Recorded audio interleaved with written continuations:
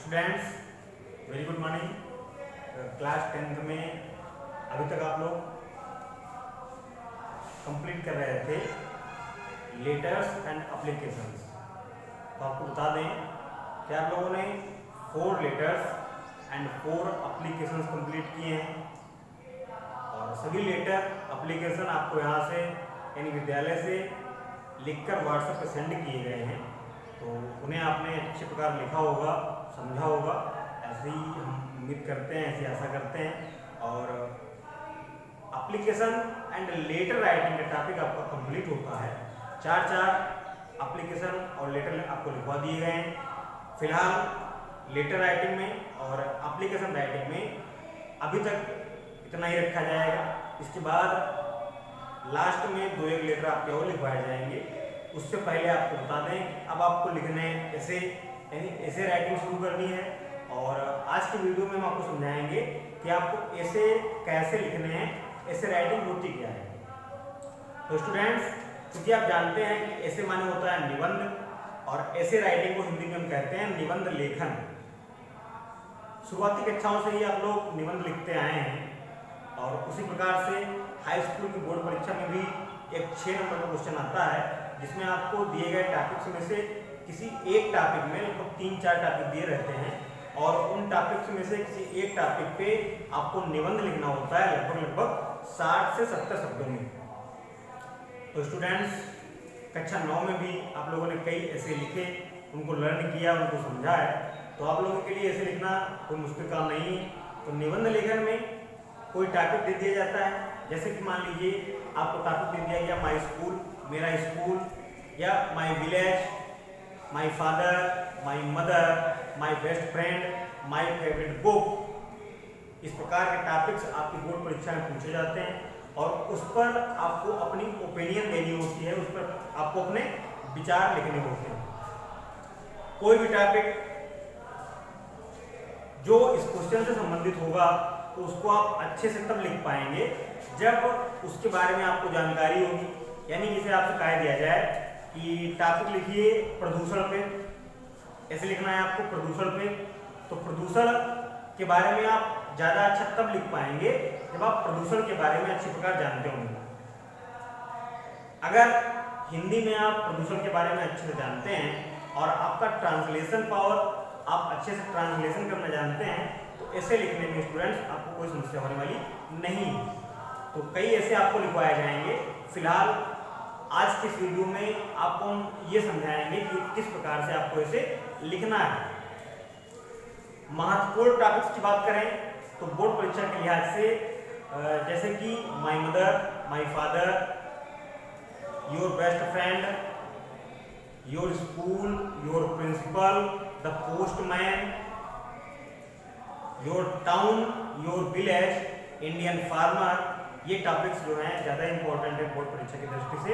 और इन सब टॉपिक्स पे आपको निबंध यानी ऐसे लिखवाए जाएंगे। फिलहाल आज की इस वीडियो में एक टॉपिक लेते हैं N Indian farmer. An Indian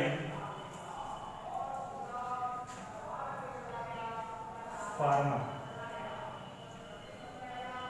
N Indian farmer, ये आपके सामने टॉपिक दिया गया है कि एक भारतीय किसान, और एक भारतीय किसान पे आपको लिखना है ऐसे। तो ये ऐसे हम आपको लिख के दिखाएंगे, ये आपको समझाने के लिए लिख रहे हैं कि किस प्रकार से परीक्षा में आपको ऐसे लिखना है। और जो ऐसे आपको व्हाट्सएप से सेंड किया जाएगा स्कूल के माध्यम से लिखकर, हम लोग व्हाट्सएप पे सेंड करेंगे लिखकर, वो ऐसे आपको फिर नोटबुक में लिखना है। इस ऐसे को केवल समझाने के लिए आपके सामने लिखा जा रहा है, इस बात को आप ध्यान रखिए। इसे फेयर में फिलहाल नहीं लिखना है।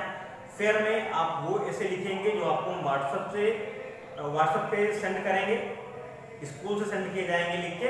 इस ऐसे को आपको केवल समझना है, ऐसे की थीम समझनी है कि किस प्रकार से आपको ऐसे लिखने हैं, इसे आपको फेयर में नहीं लिखना है। तो आइए स्टार्ट करते हैं। टॉपिक क्या है? N Indian farmer. इस टॉपिक पे आप एक बढ़िया ऐसे तब लिख पाएंगे जब आपको भारतीय किसान के बारे में अच्छी जानकारी होगी कि भारतीय किसान की दिनचर्या क्या होती है, उसकी इकोनॉमिक कंडीशन कैसी है, उसकी जीवन शैली कैसी है, उसका खान पान कैसा है, यदि इन सब बातों की आपको जानकारी है तो ऐसे लिखने में कोई समस्या आपको होने वाली नहीं है। फिलहाल आपको ये बता दें कि ऐसे बोर्ड परीक्षा में जो आएंगे उन्हें आपको लिखना कैसे है। लगभग चार टॉपिक दिए होते हैं, उन 4 टॉपिक्स में से किसी एक टॉपिक पे आपको ऐसे लिखना होता है। तो आप जाहिर सी बात है कि ऐसे उस पर लिखेंगे जिस टॉपिक पे आपको ज़्यादा कमांड होगा, आप जिसके बारे में ज़्यादा जानते होंगे। मान लीजिए आपने चुना एन इंडियन फार्मर, तो एन इंडियन फार्मर जब आपने ऐसे चुना है लिखने के लिए, सबसे पहले आपको इंट्रोडक्शन देना है। तो पहली हेडिंग आप बना लीजिए इंट्रोडक्शन। और फिलहाल एक बात और बता दें कि जो बोर्ड परीक्षा में आपका ऐसे आएगा उसमें जो हेडिंग्स लिखनी होती हैं वो हेडिंग्स भी उस टॉपिक में दी होती हैं, तो उन्हीं हेडिंग्स के अकॉर्डिंग आपको बोर्ड परीक्षा में लिखना होता है। लेकिन फिलहाल जो हेडिंग्स आती हैं मोस्टली लिखने के लिए, वही हेडिंग्स आपको यहाँ लिख के दिखाएंगे, समझाएंगे। आइए स्टार्ट करते हैं। पहली हेडिंग आपको लिखनी है इंट्रोडक्शन। इंट्रोडक्शन इंट्रोडक्शन माने आप जानते हैं क्या होता है। इंट्रोडक्शन माने स्टूडेंट होता है परिचय। तो सबसे पहले आप परिचय दीजिए, आप क्या जानते हैं भारतीय किसान के बारे में। तो शुरू करते हैं। आप यहाँ पे लिख सकते हैं N Indian farmer is a poor man. An Indian farmer is a poor man. His economic condition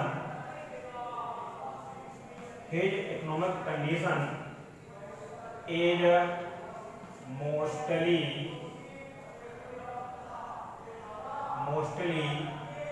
not very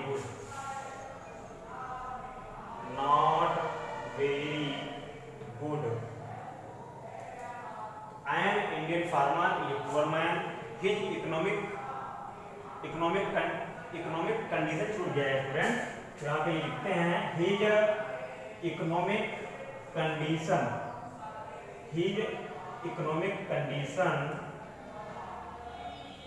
is not very good. His life is full of hardships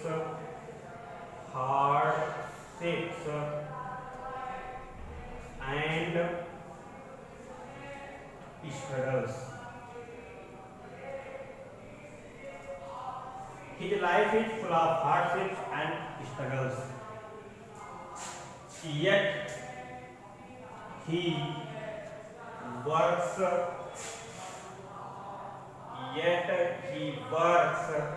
very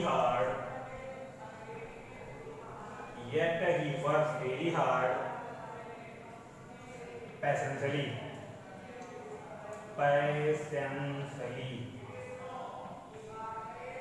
तो स्टूडेंट्स ये हो गया आपका introduction. क्या लिखा है आपने? N Indian farmer is a poor man. एक भारतीय किसान गरीब व्यक्ति होता है। His economic condition is not very good. उसकी आर्थिक स्थिति बहुत ज़्यादा अच्छी नहीं होती है, मोस्टली लगा है। तो his economic condition is not very good, तो उसकी आर्थिक स्थिति ज़्यादा अच्छी नहीं होती है। His life is full of hardships, उसका जीवन कठिनाइयों से भरा होता है। एंड स्ट्रगल्स, उसका जीवन कठिनाइयों और संघर्षों से भरा होता है। Yet he works very hard passionately, फिर भी वह धैर्यपूर्वक बहुत ही कठिन मेहनत करता है। तो ये हो गया आपका इंट्रोडक्शन। अब आप लिखिए हिज हाउस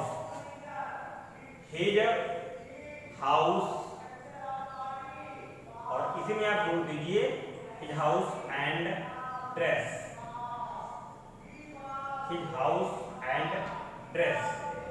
उसका घर कैसा होता है और कपड़े कैसे पहनता है, ये आपको लिखना है। तो यहाँ पे लिखना है आपको an Indian farmer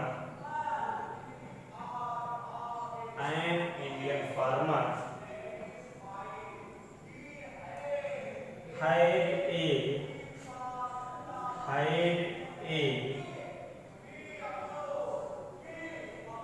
mud house, mud house or a little, बजाय लिटिल की स्मॉल लिखिए, or a small house. An Indian farmer has a mud house or a small house. His house is not very decent.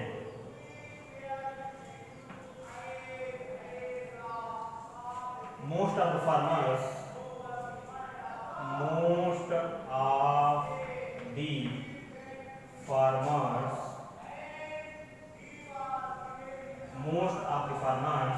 have a thatch.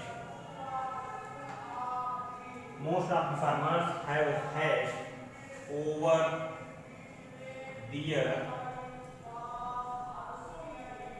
walls. ये तो हो गई उसके घर की condition. His house and dress.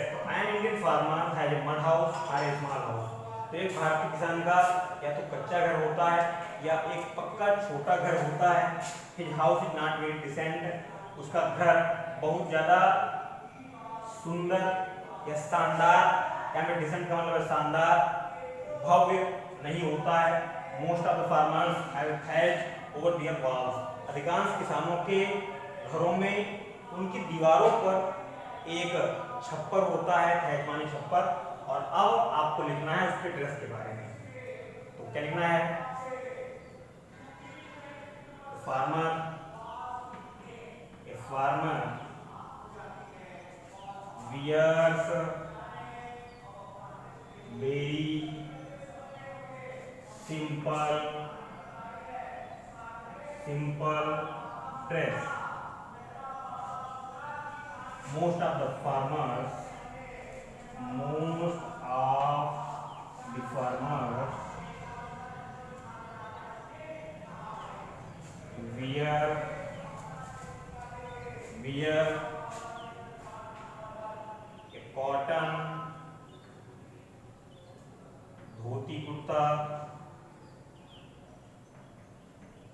Dhoti kurta and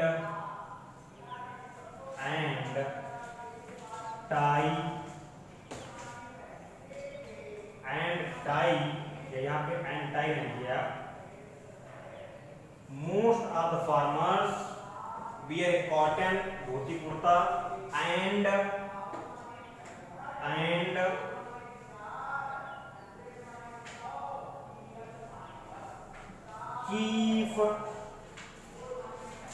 keep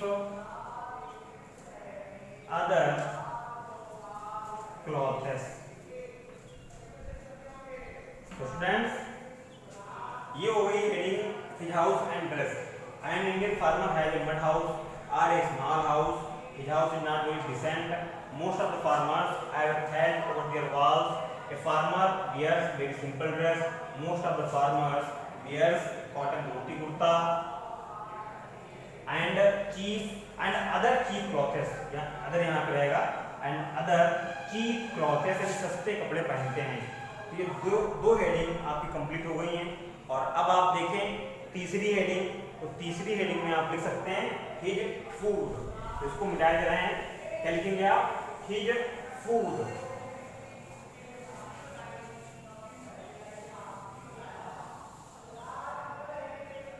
तीसरी heading his food. उसका भोजन कैसा होता है ये आपको लिखना है। An Indian farmer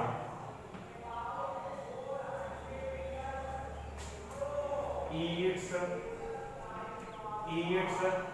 very simple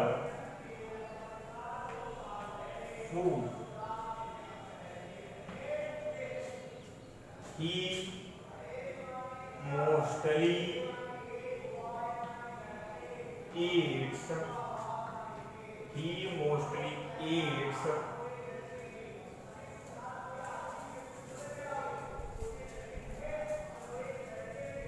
bread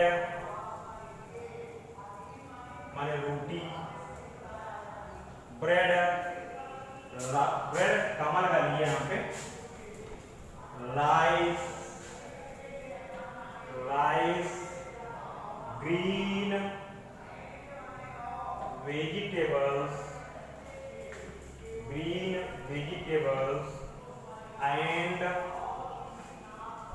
and some milk.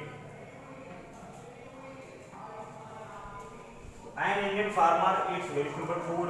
He mostly eats bread, rice, green vegetables.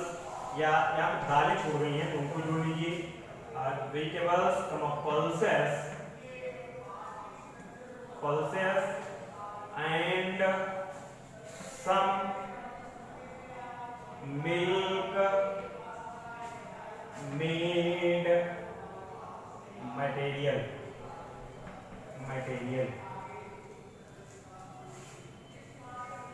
He had not enough money.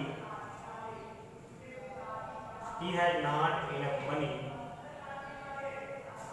to eat fruits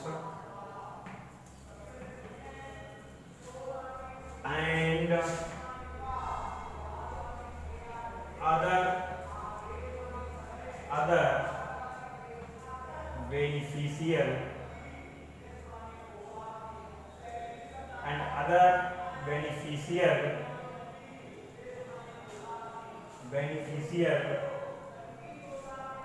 materials.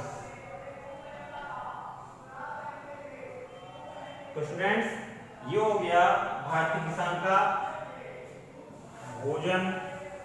अब आपको लिखना है हिज रूटीन, उसकी दिनचर्या कैसी होती है, इसके बारे में लिखिए.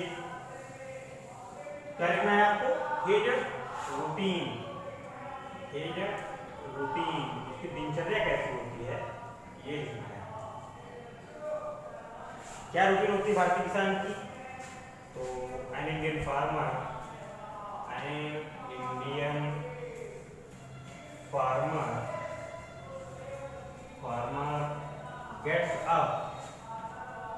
gets up early in the morning. An Indian farmer gets up early in the morning. He goes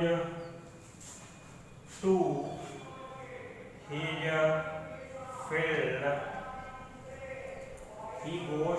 field. With his bullocks.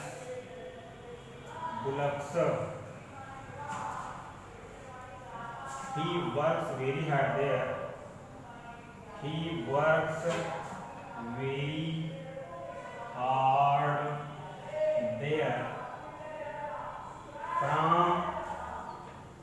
From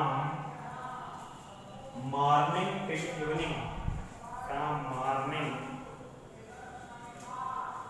till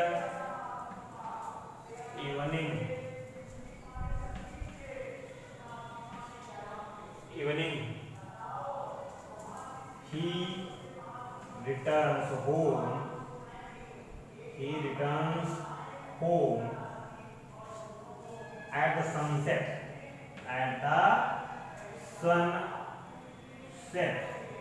तो स्टूडेंट्स, ये लिख दी गई है फार्मर की रूटीन, एक भारतीय किसान की रूटीन, उसकी दिनचर्या कैसी होती है.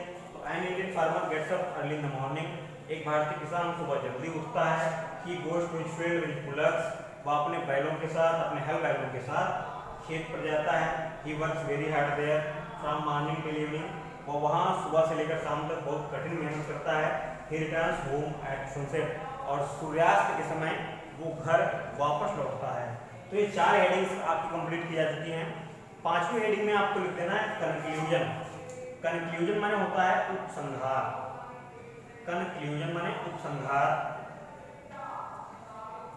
तो इसमें आपको लिखना है क्या कि वास्तव में कि किसान इतनी कठिन मेहनत करने के बावजूद जो है जरूरी सुविधाओं से वंचित रहता है, अर्थात उसके जीवन में जो परेशानियां हैं उन परेशानियों को दूर करने के लिए भारतीय गवर्नमेंट को, भारत सरकार को प्रयास करने चाहिए और उनकी इकोनॉमिक कंडीशन, आर्थिक स्थिति सुधारने के लिए कोई ऐसी योजना है, ऐसी स्कीम चलानी चाहिए जिससे कि उनका भी जीवन स्तर सुधर सके, उच्च स्तर की ओर बढ़ सके। तो क्या लिखना है आपको? आप यहाँ पे लिखिए although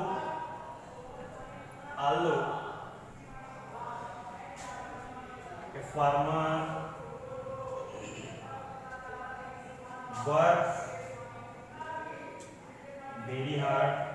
farmer works very hard, yet he लिखिए his economic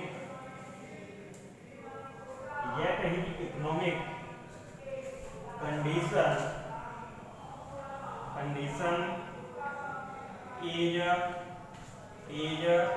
worse. He is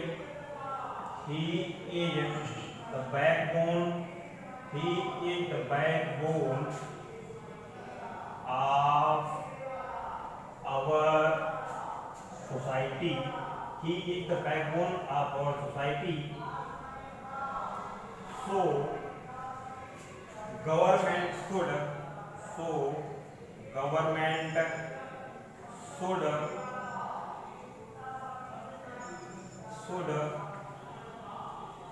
take